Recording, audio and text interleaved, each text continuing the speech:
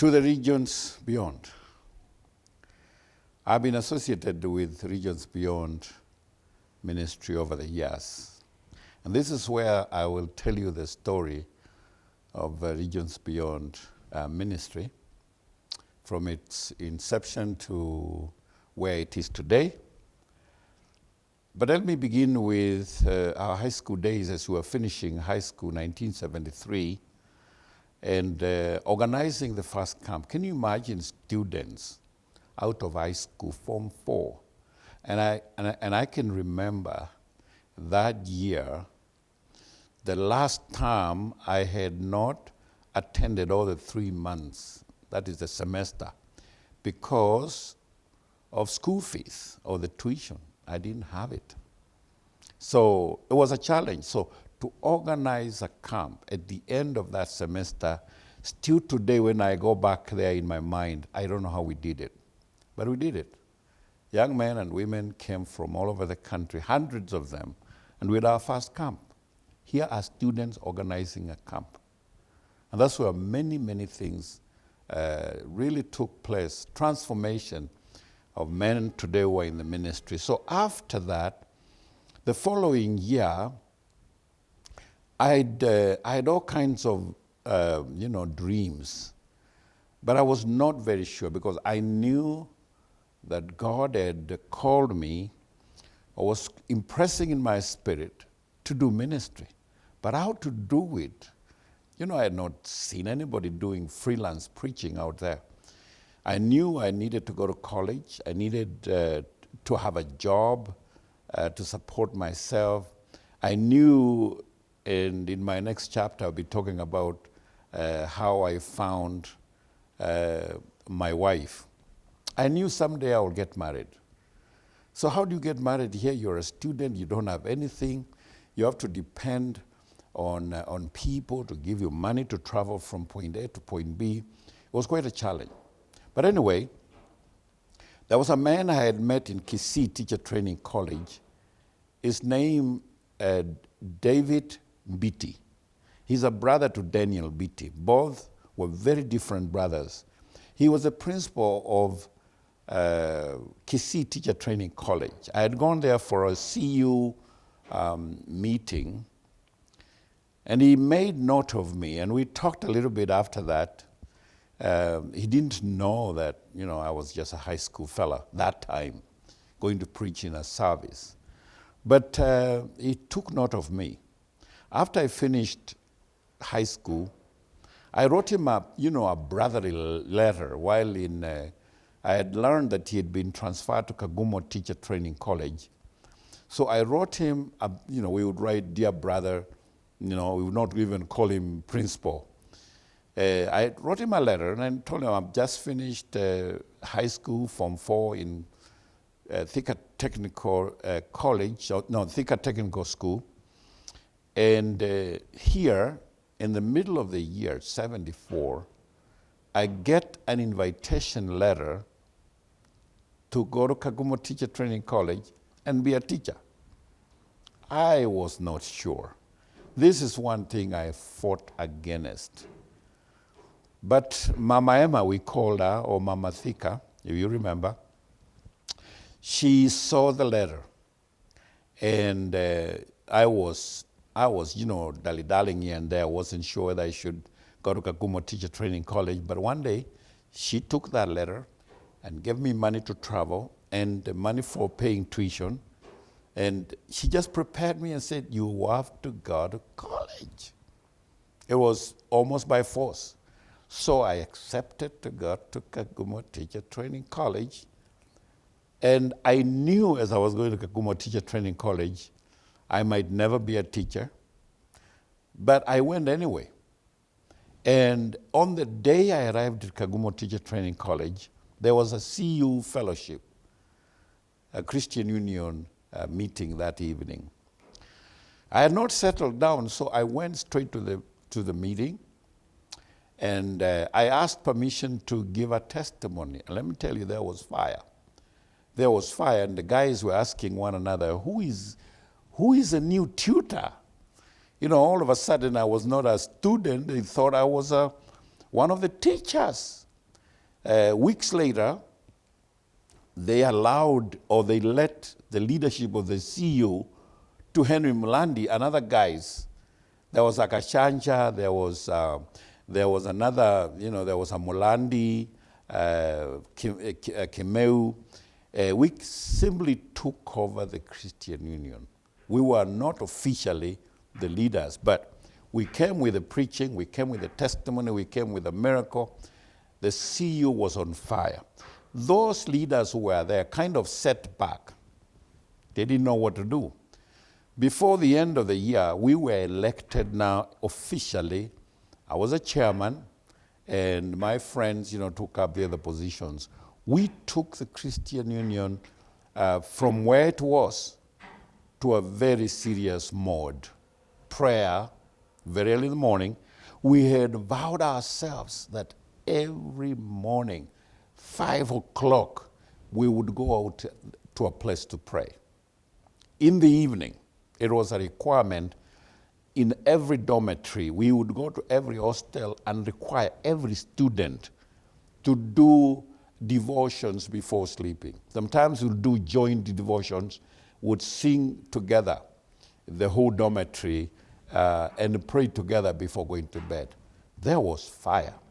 Young men, young women in that college turned their lives over to Jesus Christ. Those who were just lukewarm Christians woke up and began to seek the Lord. And God would speak to us. God would really speak to us, lead us into villages, tell us a village somewhere where we needed to preach the word. And we would go there, and we would preach the word. He would tell us of a high school that needed us to go there, and we would go there and preach the gospel. Now, we had guys that really helped us. I would talk of Kagia in Nyeri High School. I would talk of Mwongela in MTC Nyeri. He was working there. We had people outside the college we would go there and, fellowship, and we were accountable to them. What we did out there with our lives, how we behaved. There's one prayer I remember at Kagumo Training College, and a commitment we made. We said with the other brothers, we will not indulge ourselves with friendships that boys and girls, students make in college. Every boy has a girl friend. We said, as far as we're in this Kagumo Teacher Training College, we will not indulge, we will not be involved in those kind of friendship. That, let me tell you, that really helped us. We spend our time in prayer, we spend our time seeking God and going for missions. We could not wait for Friday, Saturday to get out of college and go to preach. I'll never forget one Friday, I had been invited to go to Makerere University to preach. From a teacher training college to Makerere University in Uganda. So I boarded the matatus from Nyeri. They were called Nyeri Kanamatuine. It was either you get to Nyeri, to Nairobi, or you ended up in heaven. There was one driver I'll never forget. He was called Kanuthu. And that guy was a rough driver. He went at high speeds. He caused many accidents. People would die. He would survive. How he would survive, I don't know. But I boarded one of them matatus to Nairobi. That night, Friday, I took an Akamba bus going to Kampala. On Saturday morning, I woke up in Kampala, and we had meetings in villages in Kampala, outskirts, and then in the evening at the college. Sunday morning at a Sunday service, Sunday afternoon with a big rally at Makerere University. I preached. That night, I got back to the bus. Monday morning, I was in Nairobi early in the morning, and I took Nyeri Kanamatuine. The students were amazed. This one mission amazed the students. Because at 9 o'clock, I was in the class. And I would tell them yesterday where I was, and it was, wow. You mean we are seated with you here, and yesterday, Sunday, you are preaching to us, that was, that was normal. We continued to go to villages and high schools and colleges preaching the gospel. To the regions beyond, we preached. We felt a very strong mandate and commitment to preach the gospel. No church was behind us. No rich person was behind us. There were a few teachers here and there who would support our cause. When they heard we were going to do this, they would come along. Let me mention one incident in 1975.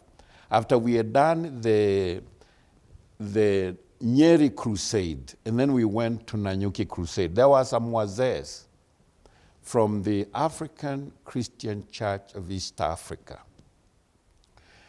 The Mzee Kiraithe and another one called Geita.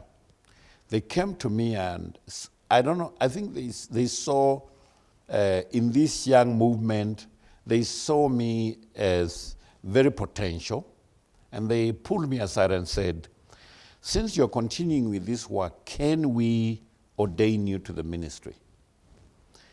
I had not asked for it. I struggled with the imagination that I'm going to be ordained. An ordination man, I'm going to be a clergy, official clergy, a reverend. Let me tell you, that one I struggled with. I only accepted when they arranged. This is where my team members did not know. And no one got to know until much later, many months later, that I was ordained. I only accepted if they were going to take me away from the team, away from everybody, but just the wazees. And we would go to a village church. So in this book, I went to Muramati. In a Sunday school, in a nursery school, there was a service. The African Christian Church of East Africa had a church there that was meeting in a nursery school, Muramati. That's where I was taken. The people in that church did not know that there was an ordination. We just appeared in that church with these wazees. They ordained me, they poured oil on me, and prayed for me. And afterward, they gave me a license of ordination that I could now join marriages. Let me tell you. I look back and say, you guys, how could you risk? You know, those days ordination was for very well, what would I say? Somebody, Yani, you have been checked. You have climbed up through the ranks to reach to a position where you can be recommended for ordination. And you would to do interviews and the like. Mine was out in the bush. My friends never came. I never sent any card of invitation. It was just the wazees and that local congregation. The local congregation, I said, didn't know that there was an ordination. We just appeared, and they took over the service. And then they included praying for me. That was something. After I was given the license, this was the funny part. I was not trained on how to join a wedding. Do you want to hear how I did my first wedding? There was a guy called Gashago and Millicent in Muranga. They used to be Anglicans, but they joined our movement and we preached with them. And here they were planning to get married in the Anglican church. And so we went for the wedding. And before we got there, I think we were slightly late. We met people coming from the church on this Saturday. And I asked them what was happening. There was, people all over talking, and they said the wedding has been canceled. So when I inquired, they said Kashago and Millicent were forced to recant their baptism in the Holy Spirit and their baptism in water. My goodness. The minister would not join them if they did not recant or repent. And because they refused, the minister, and Millicent was in her dress. Gashago was in his suit for wedding. It was cancelled. They were planning to go home when I arrived. I had a license and a book with certificates for marriage in my briefcase. I carried it. I don't know why I smelled something like that would happen. So I went around and I asked people, is there anywhere we can hold a meeting? It was very interesting. I went to Gashago and Millicent and asked them, you guys, would you like us to hold your wedding somewhere else? And they said, sure. Brethren said, we have a nursery school down here. We can ask permission to use it. It was a small house. Only, I forget whether 50 people would fit in there. But brethren went and cut bananas and put along the little path. And very soon, the whole village came out. They couldn't go inside except Millicent and Gashago. They went inside and there are few, the bride's, party. And let me tell you, we had a wedding.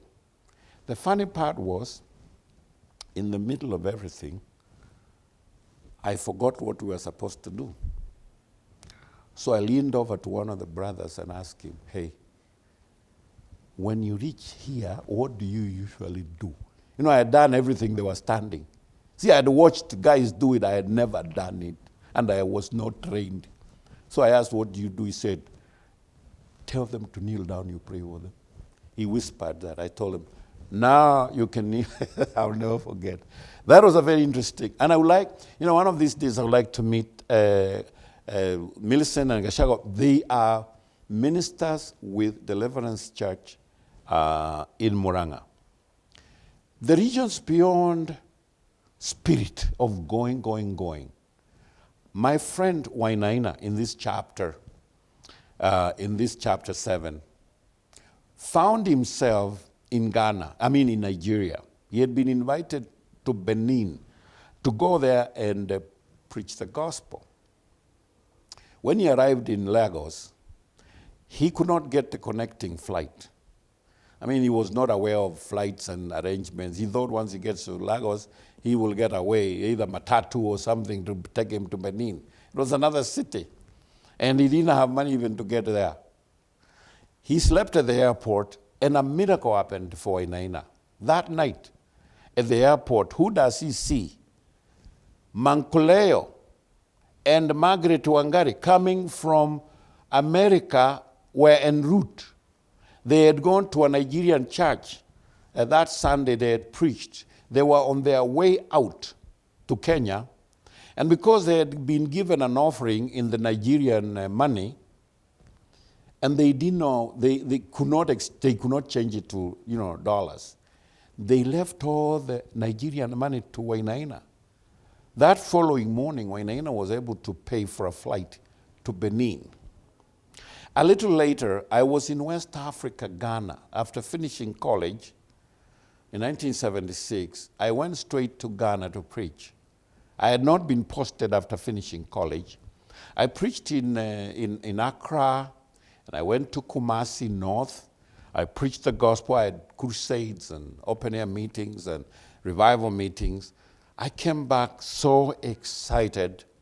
The guys who met me at the airport, there was Brother Mwanga, as we called him.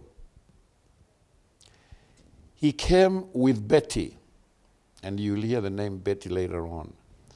They came to the airport to pick me, and when we met, they told me, Mulandi, you have been posted to Kibwezi, Nauku Mustuni, inside nowhere there, because the results had come out when I was in West Africa. These are the words I pronounced. I said, to the regions beyond, I must go. That's how Regions Beyond began, really officially.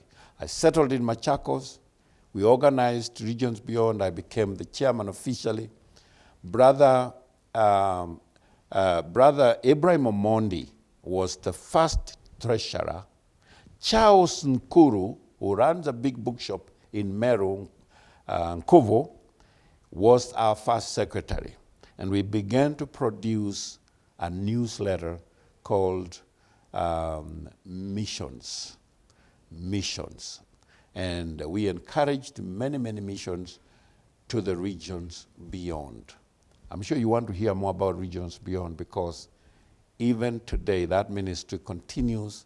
They have a school, And I'll tell you more about it if you can hang on in our next episode. Please like and subscribe too, so that you will get the next episode from here. God bless you.